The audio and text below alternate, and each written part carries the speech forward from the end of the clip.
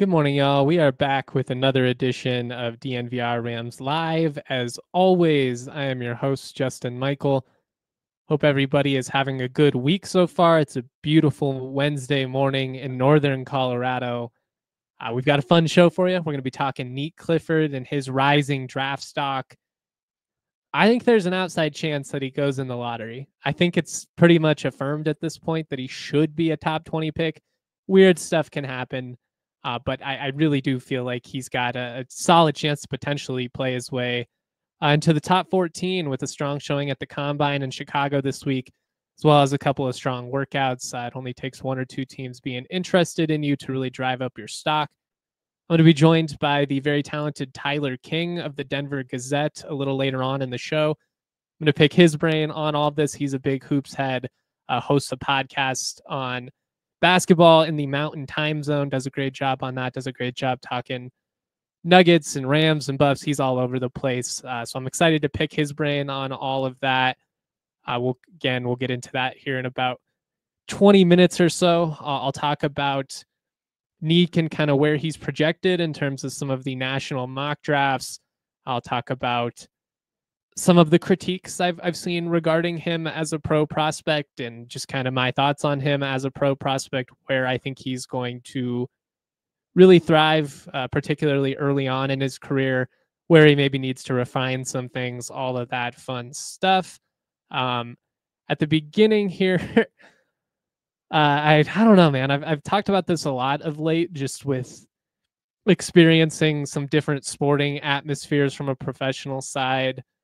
Obviously still not over the heartbreak of how CSU went down in the NCAA tournament. And I'm starting to come around on this concept, and this is classic summer sports offseason podcast take, but I'm starting to buy into the idea as a fan base, as a team, as a city. You only have so much sports luck, and maybe you get on a really crazy run like Boston, I think probably throws a wrench into the legitimacy of this take. But I don't know. Like, we saw CSU win a Mountain West championship. It was incredible. It had been 20 years. It was a really fun run.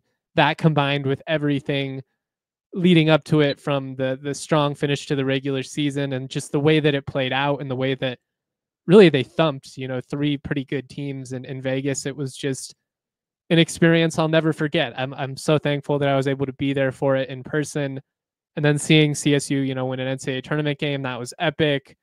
But did we kind of pay for that in the way that they went down, losing on a heartbreaking buzzer beater to Derek Queen and Maryland?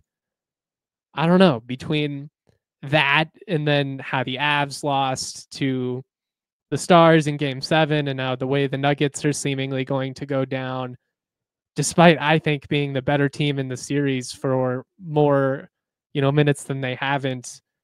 Just tough. A couple of games now that have slipped away from my Nugs. It's tough. I would say I've experienced some of the more gut-wrenching losing experiences I've had as a sports fan in the last couple of months. Just losing to Mikko Rantanen the way the Avs did was brutal.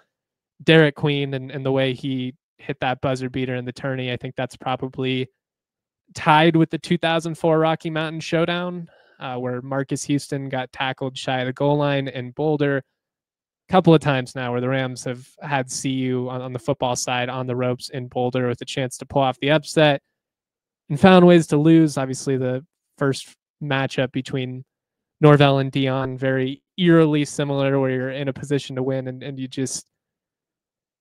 you let it slip away. And in some ways, I think those painful losses, the brutal experiences, they probably stick with you as a sports fan more than the high moments do. And I wish that wasn't the case, but it really is. I mean, how many times have we talked about that brutal loss to Maryland and Derek Queen and the buzzer beater and whether it was a travel? I mean, we fixated on it, and it's just natural. Like, we could be fixating on the way that CSU ended the season and how incredible that process was and how fun it was in the Mountain West tournament, and even beating Memphis. I mean, they kicked a 5 seed's ass. They thumped a team with high end talent, and I don't know. What does that say about us as sports fans? That the lows are what stick out. This is just a completely random thought, and I appreciate you guys giving me a couple of minutes to ramble about it. But yeah, I don't know. I think you only have so much sports luck as a fan. That'd be something I'd love to pick Bill Simmons' brain on. Before we get into the Nate Clifford stuff, before we talk about some of those mock drafts, before we talk about his measurables at the combine, where he could be a good fit, before we get Tyler King on the show, we do have some updates on the CSU football side of things. First things first, LB Lewis Brown has committed to Baylor. If you remember, a couple of months back, I broke the news that he had been dismissed from the CSU football program. According to sources I have, that was for shoplifting. CSU confirmed that he had been dismissed, but as far as the details go, they didn't confirm anything like that, and I would not expect them to.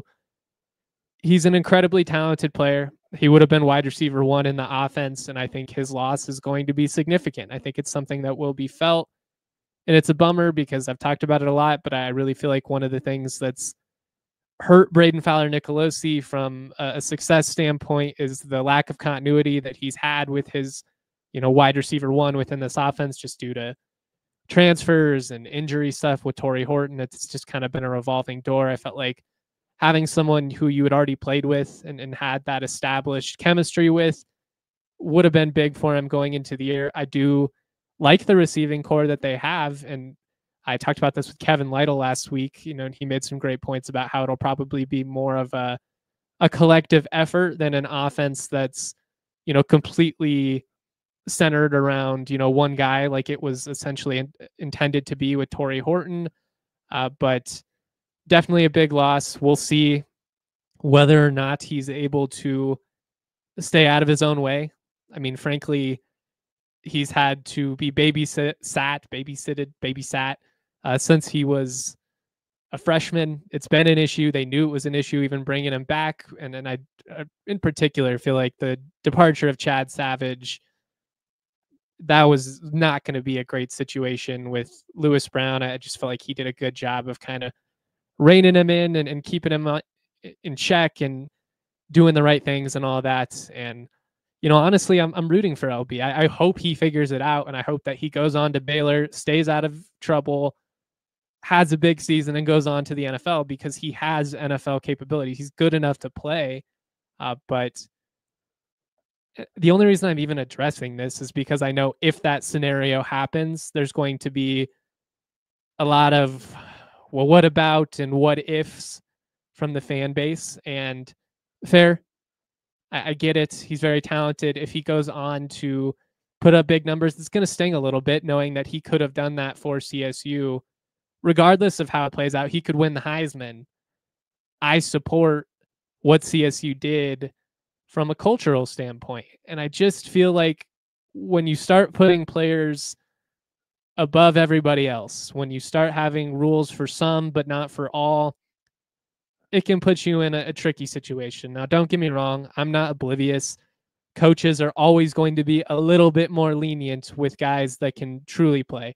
If you're a top-end talent, if you're going to be a first-round pick, something like that, they're probably going to be willing to put up with a little bit more in terms of being late to meetings and stuff like that. If you're a walk-on, you're probably going to have harsher standards, or you're at least probably going to face steeper consequences. And we could debate, whether that's smart or not, whether that's fair, but it's just the reality. If you can play, you're going to get preferential treatment. I get it, but there's a line.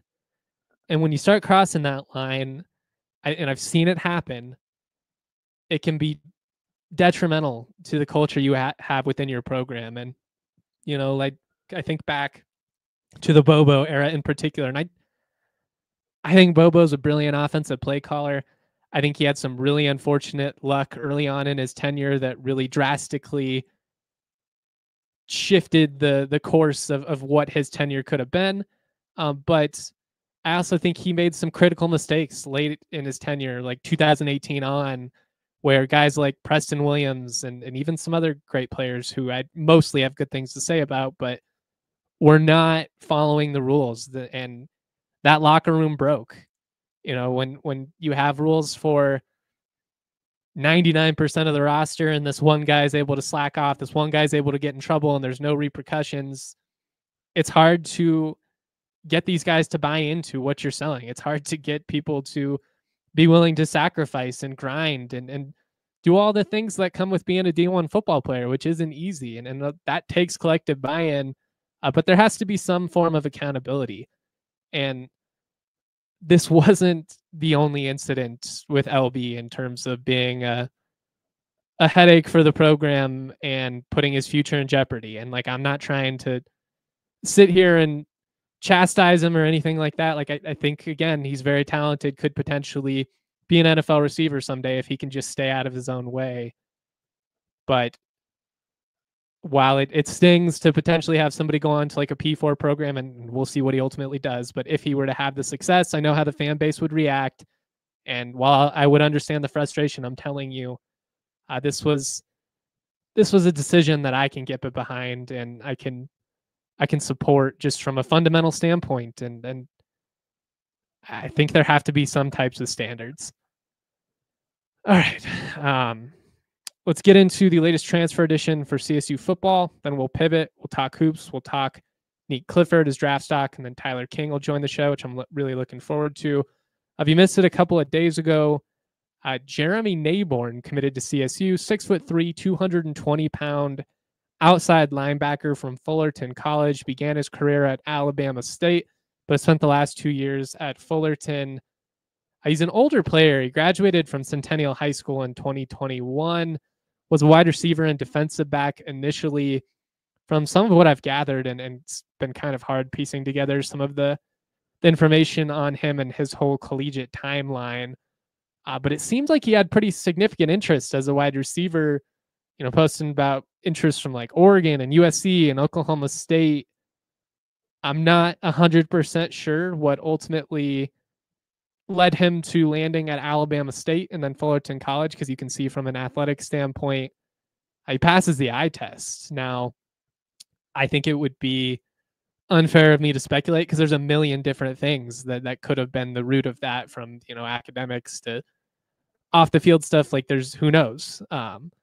But from a small sample size, obviously, there's can't say I've been locked into Fullerton College. We're just watching the clips that are posted online. He's an intriguing guy. You love the frame, 6'3", 220. He also fits the profile of what this staff likes to do with linebackers, which is taking people with that skill position background who can run well, who can really move well, and transitioning them over. 24 tackles, 2.5 sacks, had an interception and a scoop and score fumble recovery this past season. Has offers from kind of random, but Nevada, Bowling Green, Ohio, New Mexico, San Diego State, Sam Houston, Temple, Sacramento State, some other FCS offers as well. So he's a guy who a lot of G5 programs are interested in terms of kind of what stands out about him. He definitely moves well for somebody with that frame. You can see that wide receiver background, rangy from sideline to sideline. He's got a really quick first step. He's big. He's strong. He looks like somebody to me that could be a run stuffer for you sideline to sideline, just with how well he's able to run. Should fit well in pass rushing scenarios, though, because he's a missile coming downhill. And he just gives you more depth. Again, I've talked about it a lot, but if you're going to play as aggressively as Tyson Summers intends to this fall, you're going to need a lot of depth. You're going to need to be able to rotate, particularly in the trenches.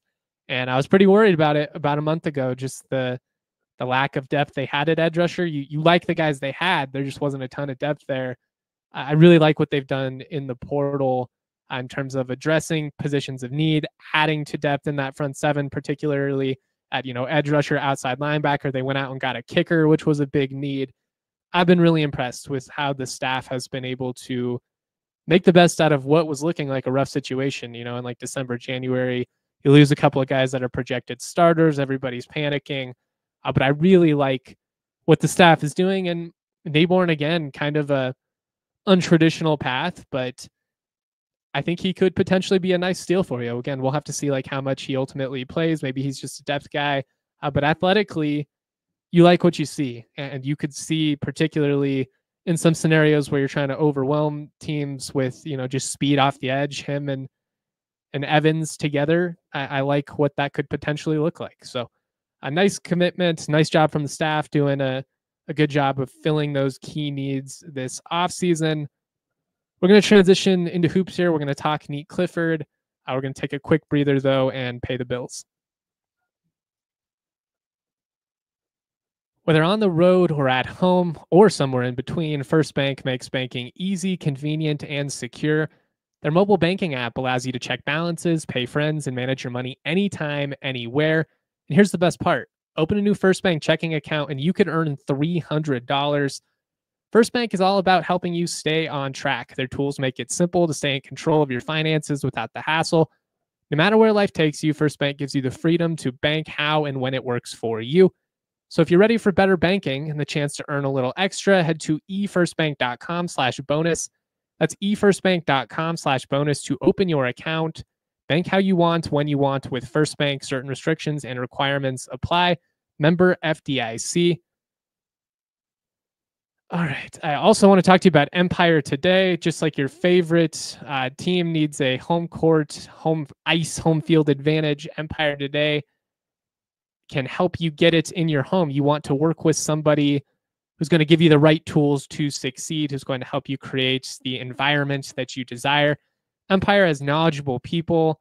Sometimes you go to those box stores and it's a bit of a crapshoot on whether they're actually qualified to help you with your needs. I've been in Home Depot a lot of late, and that's certainly always a question. It's like, do you actually know what you're talking about? Or are you on paint duty today?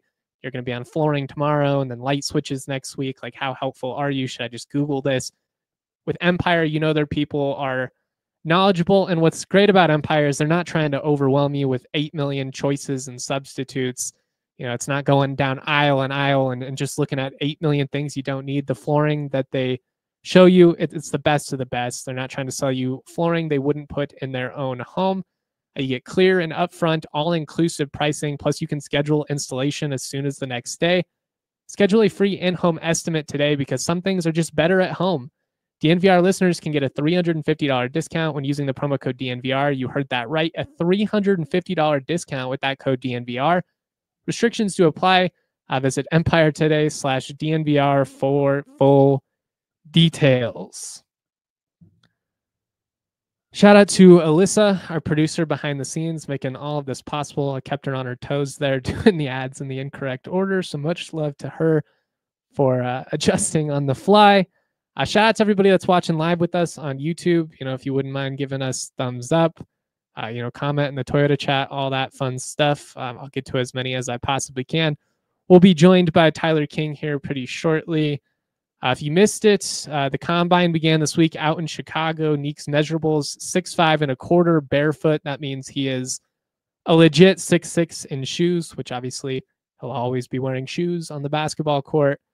202 pounds, 6'8" wingspan, 8'6.5" standing reach. All of those numbers are really great. All in line with what you see visually. 6'6" player, but with an intense wingspan, which is a part of what helps him defensively. It's what makes him such a great defensive rebounder, as well as his instincts and a high motor, all of that fun stuff. We are going to get into just some kind of general assessment takeaways regarding his fit as a prospect, where he thrives, why he could be somebody that comes in and makes an immediate impact on a winning team. That seems to be the consensus from the mocks here. If you've missed them, and obviously there's like 8 million you could look at, but the All City Network mock draft has him at number 17 to Minnesota. Mentions how he's a great system fit, potentially also an affordable contributor for a team that's going to have to pay some guys these next couple of years. They're a lot like the Nuggets in that tricky predicament of you've got a couple of elite guys at the top that you're going to have to pay, but then, how do you fill out the rest of your roster? And the best teams are able to build depth through the draft. And as a Nuggets fan in particular, that's an area where they have not killed it of late. A lot of the top players on the team, Jamal Murray, Jokic, MPJ, although saying this after last night maybe has some people rolling their eyes. Like, the majority of this team is homegrown, but they have not been able to fill the gaps quite as well. And it's being felt in that series. Neek is somebody that could potentially, go to a team like Denver, or Minnesota, or Oklahoma City and, impact winning right away, probably off the bench at that point.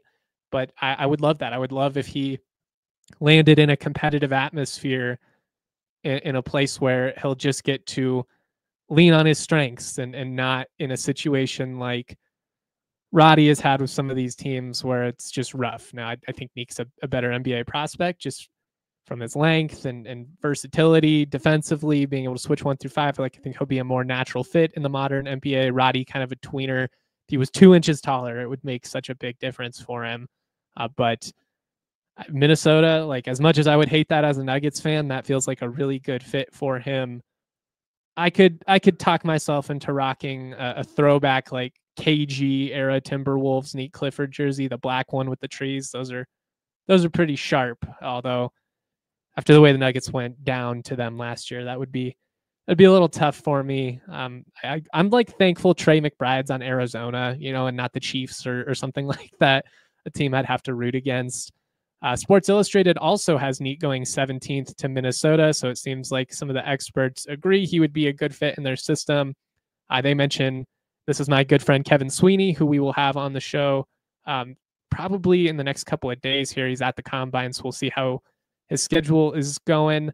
But he brings value as a defender, as a slasher, as a passer. He can help you stretch the floor with catch and 3 shooting opportunities. That's a bit of a mouthful. But, one of the things I got into it online with an alleged NBA or basketball scout. I'm not trying to question the guy's validity. I just don't know anything about him. I'd never seen him. He had kind of questioned Neek's defensive IQ, which I really disagree with. But he also questioned his shot selection, which to me is kind of a perfect example of drive-by analysis. And that's essentially if you're just watching games without proper context and coming to concrete opinions. And I'm not saying I'm not guilty of it. Like, we just talked about Jeremy Naborn. It's not like I've seen every game of his career, but I try and make that clear to you. I think at times some of these, scouts or talent evaluators, the alleged draft experts, it's like, how much can you really gather from watching one game or just cut up clips? Like, you really need the important context. And yeah, there are maybe some situations where Neek with CSU would put up a shot that was not the best, maybe force a 3 here or there. But at the same time, like, his shot selection, his offensive aggressiveness, his willingness to be assertive, put the ball on the floor and attack or create, a jumper for himself from the mid-range of the perimeter. Like, that's such a big part of what allowed CSU to have the success that they had. He had to assume that role. And the role that he's going to carry in the NBA is not going to be CSU Neek. It'll be actually closer to year 1 Neek with the Rams, where, Isaiah's running the show and Neek's kind of playing off of him. And that's somewhere where I think he can thrive. Like Kevin mentioned, those catch and shoot opportunities. He's not going to have to work as hard for those looks. He's not going to have to create for himself as consistently. He's going to be able to cut and get to the rim. He can be a rim runner for you. He can be a rebounder for you. Obviously, he's a highlight dunker when he gets the opportunity. And, as Taylor says in the Toyota chat here, the Nuggets need a player just like Neek. He would be such a perfect fit around Nikola Jokic, just somebody that cuts to the hoop, that, understands spacing and could just feast off of those situations where teams try and double Nikola. He's always going to make the right play. He's always going to pass it out. Last night's a perfect example. Like, all the fans in the world are ripping their hair out saying, no, every time he's passing it to MPJ or Russ, who, Jesus Christ, just could not even hit the rim. Like, I've never seen anything like that in an NBA playoff game. Put Neek in that situation, and I have to imagine he would have been a hell of a lot more successful than some of what we witnessed last night. So I agree. I think that'd be a great spot for him. I think it's why Minnesota makes a lot of sense. OKC as well, which is where Bleacher Report has him projected 15th overall. They mention how he's a Swiss Army knife. Like, you put him on a team that has a legitimate superstar, somebody who's going to facilitate the offense and command a lot of defensive attention, and you allow Neek to just play within the flow, take advantage of his athleticism, run, catch and shoot. I just think he can impact winning for good teams right away. And I think that's kind of the best case scenario for him early on in his career. Maybe on a worse team, there might be chances to get up more shots and potentially put up, bigger raw stats. But from a developmental standpoint and like establishing your value, I'd love to see him on a competitor and not in no man's land or one of these teams where careers just go to die, because I really do feel like there are places like that in the NBA and in all sports. Like the Rockies are probably a perfect example. Some places it's just hard to be successful for whatever reason, could be a variety of factors at play. But I would personally rather see him go in that like 15 range to a team like the Nuggets, the Timberwolves, the Thunder. ESPN has him going 23rd to Indiana. Falling out of the top 20 would bum me out a little bit. But another perfect fit, an opportunity where it's built to win now. It's an organization that prioritizes its own draft picks. They're a lot like the Nuggets. They build from within. You have to if you're Indiana. You aren't going to command the same type of free agents as LA or New York or Boston or Miami. I just think those would all be really ideal spots for him. ESPN talks about how he's built a lot of positive buzz. That seems to be the consensus from all the draft experts, is that he's somebody who's widely viewed as a top 20 player right now, but with the right showing could potentially play their way into the lottery and be a top 14 pick. NBC Sports lists Clifford as a potentially lottery pick. They didn't have him projected to go in the top 14. Their mock only did the top 14, but they had him and about 4 other guys as people to keep an eye on. Fox has him going 19th overall to Brooklyn. They mentioned that he could be a surprise impact a surprise impact player early on in his career, like Austin Reeves was. I don't know if stylistically it's the best comparison, but I get what they're saying in terms of maybe not viewed as like a top 10 pick, but a more experienced player coming out that just fundamentally is going to make the right plays, is going to do the right things, and is going to play off of stars well. And obviously Reeves has been tremendous for the Lakers. And again, like, he just needs to land in the right fit. I feel pretty confident at this stage in saying he's a top 20 pick. I'm obviously a homer. I'm rooting for him. But it just would really surprise me for a variety of reasons. This isn't the deepest class in terms of experienced wings. I think he really just showed a ton from a growth standpoint over the last year or so. He needed to work on a lot of things. Ali Farokhmanesh has talked about it pretty openly, on my show. Like, he had pretty high hopes coming into this process, coming over from CU to CSU. He believed in himself. He was always going to test the NBA waters last year because he believed that, he's an NBA player, didn't get the feedback he wanted. So he came back and he worked on some things. He improved his handle. He improved his shot making. The growth he's shown there is incredible. I mean, there are just a couple of spots on the floor where if he's able to get the space that he needs, he's going to get a good look. And it helps that he has that length because he's hard to contest. He's explosive too, so you've got to respect the drive. I just think that his versatility on both ends of the floor is going to be such a strong selling point. And he's going to interview well, and everybody that's ever been around him is going to have nothing but great things to say about him. I guess maybe not Tad Boyle, although he's taken the high road publicly. I just really like Neek's potential to be a winning player in the league. And I think he's got a good chance to be a substantially contributing player for a significant time in the NBA. And I know that hasn't been something that's happened very frequently in terms of CSU basketball history. Roddy, I think, still has an outside chance to have a sustained career if he can land in the right setting. Jason Smith played a long time, but he didn't play, the biggest role.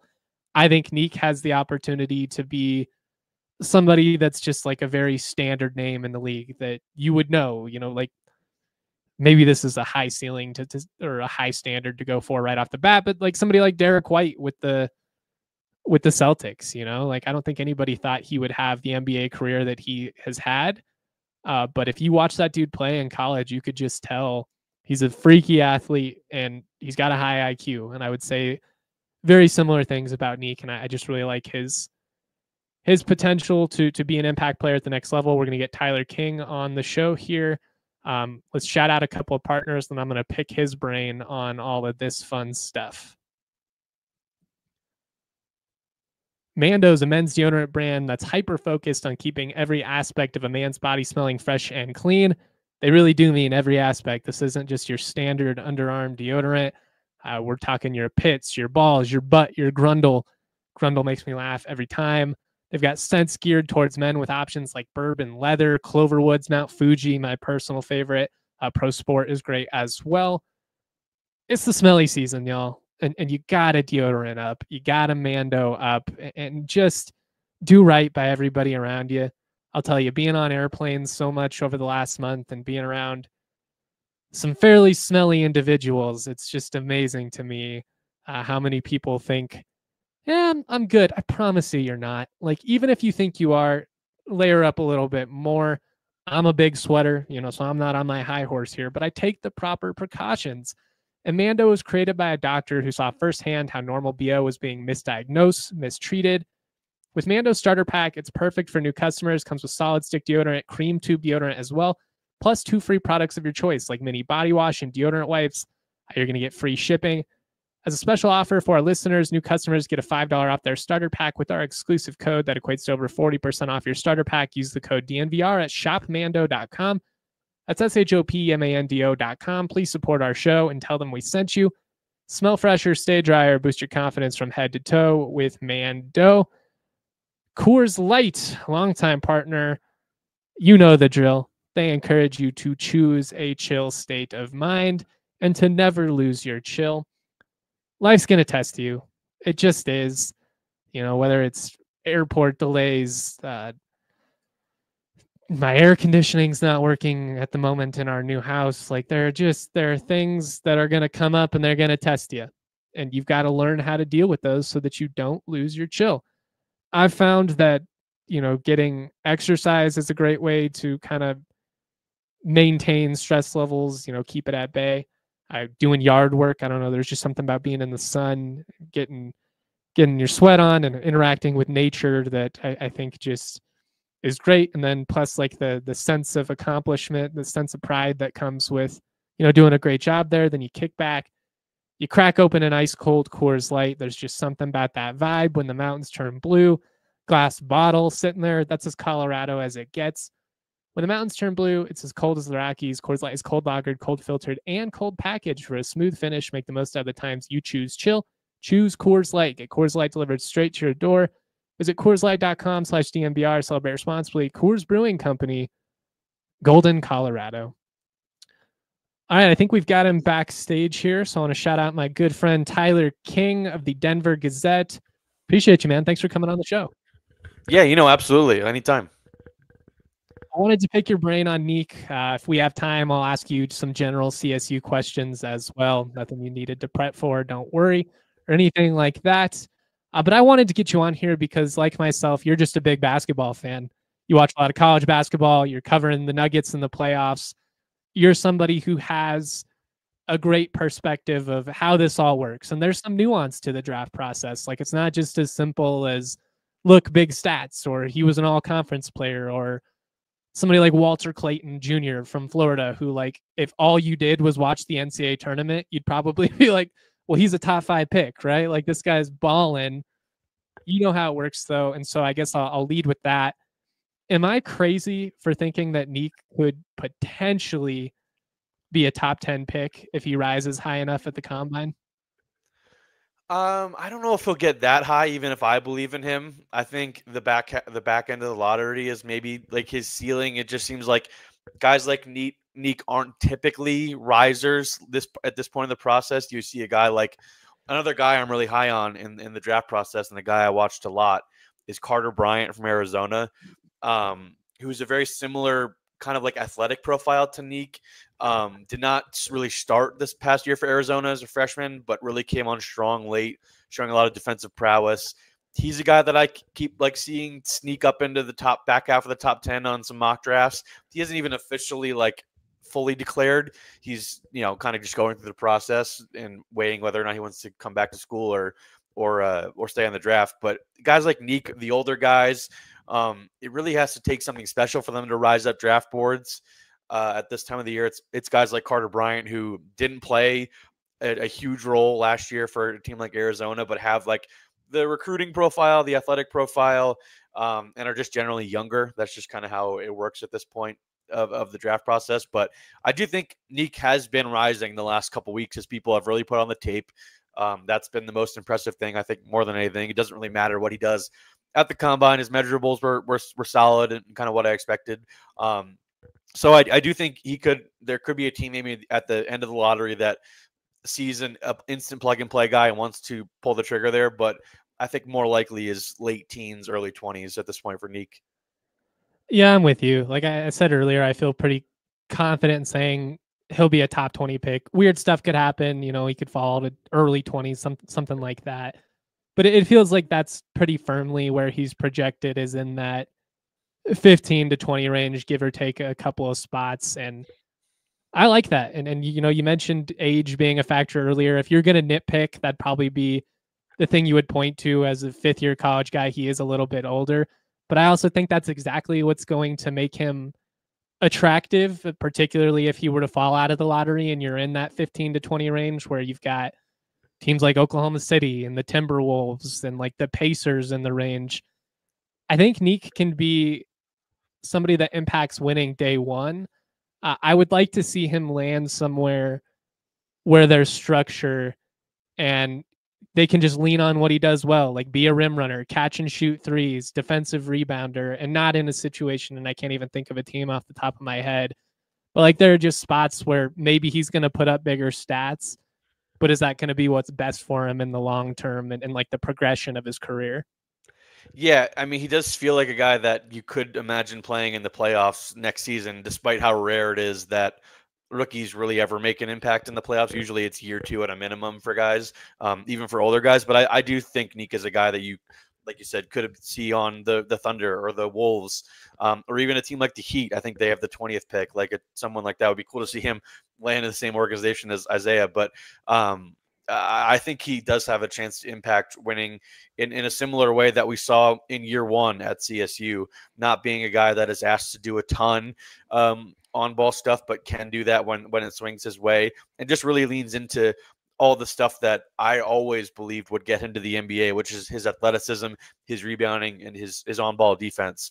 I think those are the things that are his strongest assets as he heads to go in the league. Obviously, everything he did last year was super impressive with the shooting and the playmaking, all of that on a higher usage, just all of that translating from what he did in year 1 at CSU. I think that's super impressive and encouraging for NBA teams, but they're really going to ask him to lean into everything that he did, that he kind of profiles well as, which is an elite on-ball defender, a guy that can knock down open threes when it swings his way, rebounds well, and maybe pushes the ball in transition, but is just really kind of an effort, energy, and do-it-all guy, kind of like Christian Braun has become for the Nuggets. I think that's if you're looking for like a ideal outcome for Neek, I think like a 4th or 5th starter on a quality team, a guy like Christian Braun, I think is what you're kind of looking for him. Nuggets could have used him last night. I'm not saying he flips the game, but he at least hit anybody the to be the on 5th some guy of those 3-point attempts. Like, my God, man. I guess,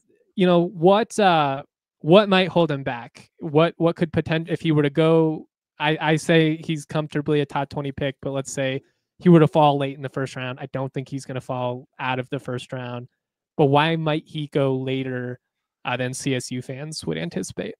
I think it's just the age. Like I think teams are getting a little bit, especially in the back half of the first round, teams are a little bit more, don't care about that as much, I would say, but it's just the age, and they're just, this draft class is pretty interesting and is not only deep at the top, but I think there's a lot of guys in the first round and early in the second round that you're going to want to take a chance on. And there are some younger guys that also have a similar role profile to Neek that maybe you want to take a chance on, like a guy like Cedric Coward from Washington State is a guy who seems like he's really rising up draft boards, and he's just a little bit younger than Neek. And I always think teams are really hesitant on the age because they want to get the guys in there and mold them themselves. But I think Neek is an interesting example of that working out for him sticking around. Like, I don't think he would have become the same player if he would have declared last year and played a lot in the G League this past year. I think everything he did at CSU and the development he had under Ali and the entire staff there was really important and has made him a much better prospect. Like last year, he might not even got drafted in a pretty bad draft class. And this year, it's a way, way better class. And we're talking about him as top 20. You know, it feels like first round is a lock at this point. But I would also be surprised like if he doesn't go in the first round. But even still, he's made himself a lot more money by coming back to school and getting better at the things he did, and just showing that he can handle a higher usage role. Which, even though that won't be asked of him at the NBA level, it's impressive that he has it in his bag at least, and teams will be encouraged by that. But I just think it's the age thing if he does slip a little bit on draft night. But I think there's a lot of smart teams that have a lot of picks in this draft. Like you look at it, like Brooklyn's got 3 picks, like the Thunder have a bunch of picks again. I think Orlando has multiple picks in the back half of the first round. I'd mentioned Miami before. That would be an interesting fit. There's a lot of teams I could see him going to and making an instant impact and becoming a pretty clear rotation guy from day one. I want to come back to his growth because I think his ascension is pretty remarkable. I'm with you. I don't think he would have gotten drafted last year in what was considered a significantly less deep class than what this is. But where, and this is just you as a basketball fan, where would you like to see Neek Clifford land? Like, where would be an optimal situation based on, you know, what you've seen from him and where he could be a good fit? I think Minnesota at 17 would be really, really interesting for him. Part of me would like to see him land at 16 or even at 25 to Orlando, just so he can be reunited with Tristan da Silva, his old CU roommate. Those guys are still pretty close. Orlando's sneaky fun too. Like in the East, they could make some noise these next couple of years. Yeah, they have a fascinating offseason ahead with all they're going to need to do to build around Paolo Banchero, who's really, really good. But I think Minnesota would be really, really fun. They've already got a similar guy, not exactly similar, but Jaden McDaniels is kind of another guy that has a Neek-ish profile. He's like closer to 6'9" than Neek is, but I think if you're looking for a wing that can handle the ball a little bit and kind of be that Nickeil Alexander-Walker replacement because he might leave in free agency this summer for Minnesota. I think that would be perfect for them at 17. Just getting a guy like Nickeil, who's a really, really good on-ball defender, puts in a lot of energy and effort on the glass and is able to handle the ball in kind of as a backup point guard kind of role when either Mike Conley or Ant Edwards aren't on the floor. Like, I think he would be really great in that system. Chris Finch, their head coach, is, I think, one of the best in the league. They've got a great staff overall with Micah Nori there as well. Just a bunch of former Nuggets guys, ironically, with Tim Connolly running the show up there. He's probably well aware of Neek because Neek was in high school and I think early CU days when Tim left Denver to go to Minnesota. So he's probably heard the name before. So that'll be interesting. But I think if you're looking at the teams in that 15 to 25 range, it would start with Minnesota for me and then maybe Miami next. As Nuggets guy, seeing him on Minnesota would be hard, but I do think it would be a perfect fit for him basketball wise. I could talk myself into rocking the throwback KG era Clifford jersey, like the black one with the trees, or throwback Magic would go hard too. So I selfishly, which is what we obviously all care about, you know, like I could get into that. Does Denver have too many guys that are similar to him? I don't think so. I mean, I guess, yeah, there's the Peyton Watson type, but I think that's really kind of it. I mean, Christian Braun as well, I mentioned as a comp, but I mean, Denver doesn't have any picks in this draft, which is their biggest issue. But I think you could easily slot Neek into the roster and plug him in as like the 7th or 8th guy and have him and Julian Strawther battle it out for like a playoff rotation spot. That would be interesting for next season in an ideal world where the Nuggets have a pick and are able to take Neek. But I think that's the thing with Nick. I think he's really malleable and is able to kind of adapt to whatever role is needed of him, as he's shown throughout his college career.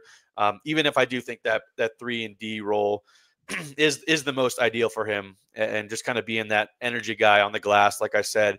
But I do think even if his threes aren't falling, he's a guy that can attack a closeout like Christian Braun. I just think that's kind of the mold you're looking for, is like the high end upside for Nick is like 4th or 5th starter on a really good team who impacts winning in a lot of ways.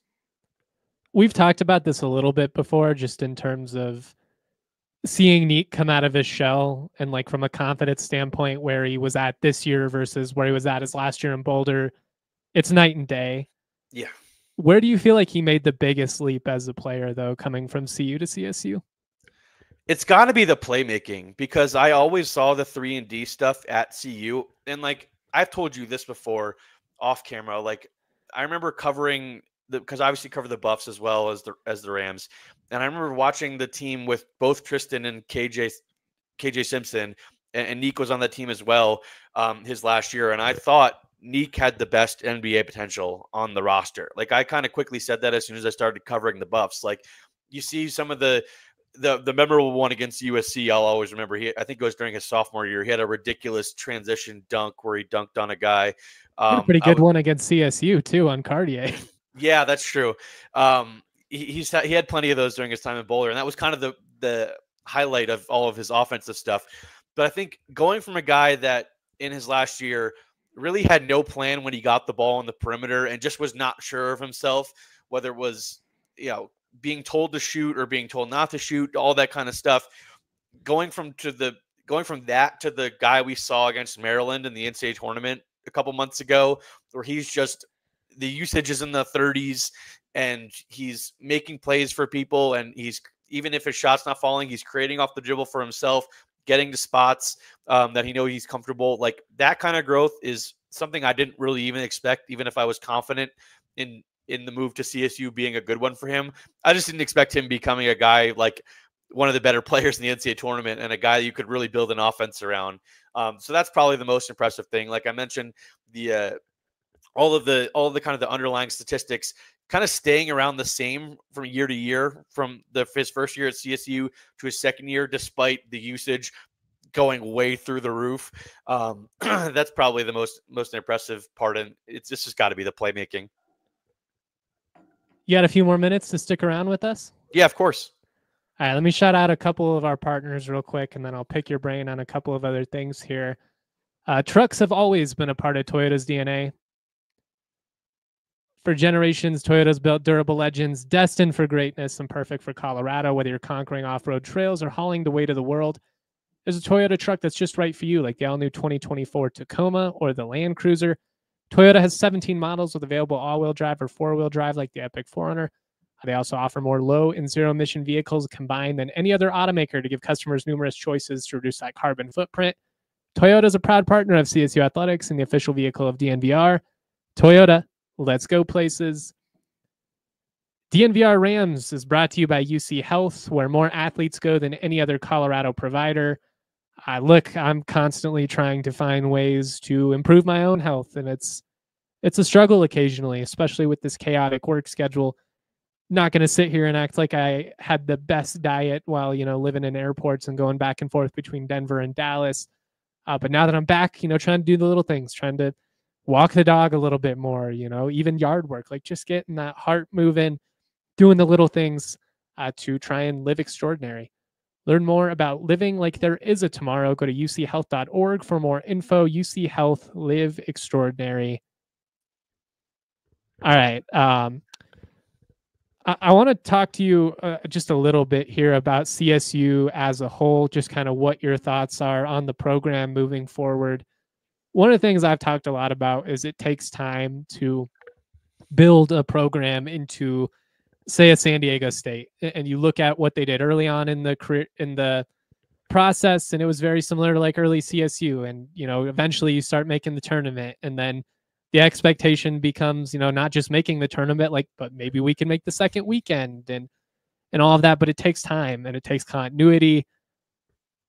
I think that CSU has a pretty good chance to continue the ascension they've been on as a program to remain a nationally relevant mid-major program. I guess, what are your thoughts on that? And what are your kind of way too early expectations for the early portion of the Farouk Manesh era? I'm really high on next season right away. Like, I think maybe it's more of the Mountain West. A lot of changes happened. I mean, there's a lot of good players that have left the conference this offseason. But I think CSU, maybe more than anyone, has done a great job of bouncing back and reloading for next year. I think San Diego State is obviously going to enter the season as the favorite, like they usually do. With them getting Guath back, I think he might be preseason player of the year. We'll see about Miles Byrd in the draft process. I kind of would be surprised if he sticks in at this point based off of the mocks I've seen. But if he comes back, they're definitely the preseason favorite. But I don't think CSU is far behind. Like, I would have them in that next tier behind San Diego State, whether it's Utah State up there as well. New Mexico seems like they're in a pretty significant rebuild year. We'll see what Boise State can do, losing guys like Degenhart and Cardenas. And Nevada as well lost, Nick Davidson to the portal, and Kobe Sanders is graduating. Like, there's a lot of turnover going on, and I feel really good about CSU being right back at the top of the conference next year with the guys that they've added and the guys that they have coming back too. Like, I think Darnez Slater is a guy that is really underrated, I think, by Ram fans, even the ones that know the program really well. Like, I get it. There's a lot of new guys to be excited about, but you go to any of the practices last year and watch Darnez on the scout team, and it was like, okay, this guy, he can play. Yeah, he really can. He can hoop. So I'm excited about him and some of the other guys coming back. All the big guys that came back, I think, were huge. Getting Rashawn back, I think he's just a solid Mountain West player. I think Nikola Joppa can develop into an even bigger role. I didn't expect him to play much at all last year, and then kind of him getting NCAA tournament minutes was really encouraging for him. Kyle Jorgensen, I think, if he really hits the weight room hard and gets in pretty good shape this summer, can be a guy that is a big time contributor. And then all the guys that they brought in, I think, really fit the profile of guys that Ali likes to work with in terms of the development side, but also the people side too. It seems like they've really leaned into previous relationships and gotten guys that fit what they're trying to do, and they've just built a well-rounded roster, it seems like, from my eyes. Obviously, we all know Kerry Booth pretty well from previous transfer portal cycles. A guy like Jevin Muniz, who is from my neck of the woods in Pennsylvania, which is pretty cool to see. And then the guy I'm easily most excited about is Josh Pasquarelli.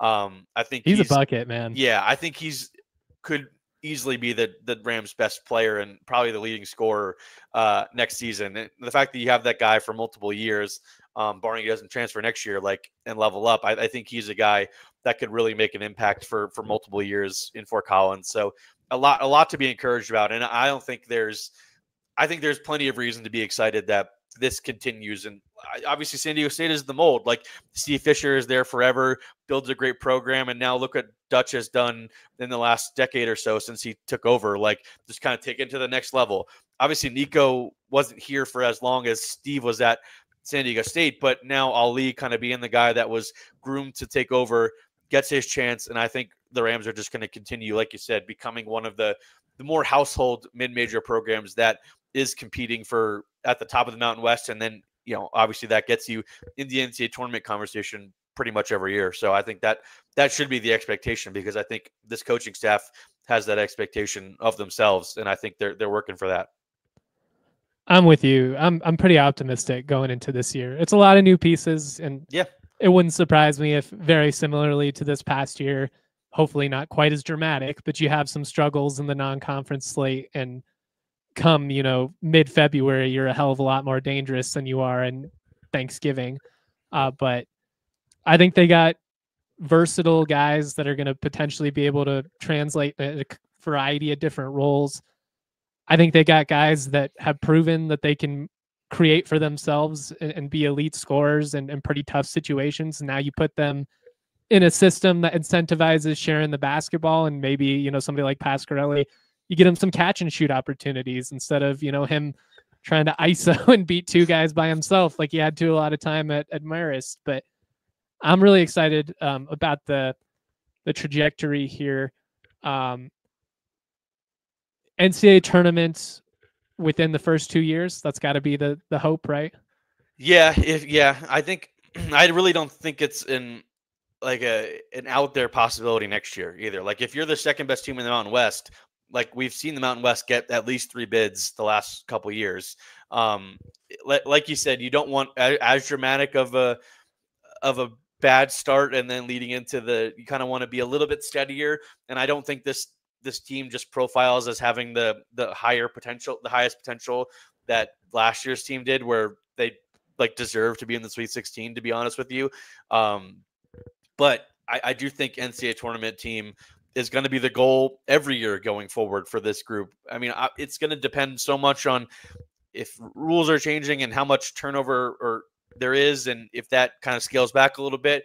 But I think CSU is, especially with the coaching staff, with Ali getting the job, which you and I both, kind of campaigned for him to take over. Like it seems like they're on the right track, and doing everything they need to do to keep this program in the right direction. And I do think it could be one that people talk about, not on a Gonzaga level or even a San Diego State level, but one that you regularly see in the mix of making the NCAA tournament, because it'll be fun to see what the Pac-12 brings in a year or so as well. Like I think that'll be interesting from a basketball perspective with all the teams you've got there. But I think they're headed in the right direction, and I would be surprised, like you said, if within 2 years they're not in the NCAA tournament, if not this year. This is potentially a dangerous tangent at this portion of the show to explore into, but what are your thoughts on the future of the Pac-12? And like, is there a move they have to make in your eyes? Is there a move that would feel, when people talk about Texas State, would that be underwhelming to you? Like, just where are you at with all that? I don't know. I think you just kind of need to get whatever you can to make the football work with the 8th team. Like I think you're solid right now. A Memphis would be great as a football only. I think would be my number one option. If not, then Texas State or UNLV revisiting that conversation would be fine with me. I always thought that made the most sense. But then I would really lean into the other aspects, the non-football aspects, like the basketball. Obviously, I'm biased because basketball is my favorite sport and the one I like to cover the most. But people devalue it too much, though. Like they make it seem like it's like NASCAR or something in terms of a niche interest. Yeah. No offense to anybody that likes NASCAR, but it's obviously like very regionalized, very small portion of people are into it. I just disagree that there's no value in college basketball. Obviously, I do as well, and I would really lean into poaching some more of the West Coast teams, whether it's all the teams from the West Coast that you're used to seeing, whether it's St. Mary's or San Francisco would be fun, Santa Clara, even like a Pepperdine. All those schools that have been really good traditional basketball mid-majors would be great to add to the league. And obviously, they already have the history with Gonzaga, and then you add the Wazoo and the Oregon State, and then CSU. Boise, San Diego State. I think you could really build a really, really good basketball league. And I think that's an opportunity. And especially if you get a team like UNLV as well, I think that's like an underrated basketball market. Like I really do think there's room to build a mid-major that sets itself apart with all the teams you've got on the schedule already. And then if you're adding, like I said, a St. Mary's or a San Francisco or Santa Clara as well. Like those are programs that have done really well recently, sent guys to the NBA. I think that would be awesome for the new look Pac-12 to just really lean into that as well, and just being a great basketball league, because I think West Coast basketball has kind of lost its identity a little bit the last couple of years, especially with UCLA, USC, Washington, Oregon all going to the Big Ten. It was cool to be in Seattle for an Oregon, Arizona NCAA tournament second round game. Like the atmosphere was incredible. The amount of people that showed up on both sides, like that's what you can get with a West Coast league. And I think the Pac-12 has a chance to seize that market a little bit if they really lean in and add some more schools on the basketball and the non-rev side, as you would say. But the football thing, like just get whoever you can. I feel like to make sure that is settled for 26, whether it is Texas State or Memphis as a football only. That's just got to be the number one priority in terms of making sure the media rights deal gets where you need it to be, and all that kind of stuff. Because it was like, as much as the Rams and all the other Mountain West defectors, if you will, were confident in the move, it was a little bit of a risk with it not being settled when you get there. So Just got to make that move pay off by getting the 8th football school. And then you can kind of go from there, like I said, with building out a really good basketball league and all the other stuff you want to do. Tyler, you're the man. Thank you so much for coming on. You got anything you want to promote? Nope, just on the Nuggets beat for the rest of the playoffs. We'll see how long this goes. I'll be at Game 6 tomorrow night. So, yep, DenverGazette.com for all your Nuggets coverage. We've got it. We've got it all. Tyler's great. Make sure you guys follow him on social, subscribe to his podcast, read his work. Does a great job covering all things Colorado, from college sports to the pros, everything in between. That's all we've got for you on today's show. Much love to everybody that tuned in, that's rocking with us. Thanks to everybody that supports CSU content year round. Much love, y'all. Always proud to be. Peace. We all silly like the mayor.